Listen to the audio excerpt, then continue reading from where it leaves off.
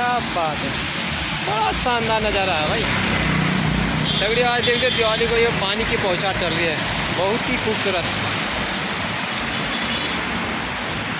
और ये जगह भी बता देना मैं कौन सी जगह है, इस जगह का आनंद भी लिया जाए। ये देखिए मेन रोड है पूरा, और ये झरना कितना अच्छा झरना है यार, हाय राम क्या बढ़िया झरना है, मज़ा आ गया।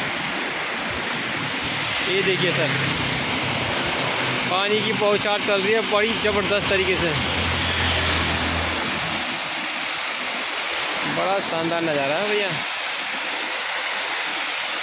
रूणी महर्षि है सीखतेगे, है सीखतेगे, उड़ीद बादल, उड़ीद बादल तरस गयो, तरस गयो, ऊंदक दगड़्युमा पुरु बाटू, पानी का पंद्यारा माँ बरस गयो, बरस गयो।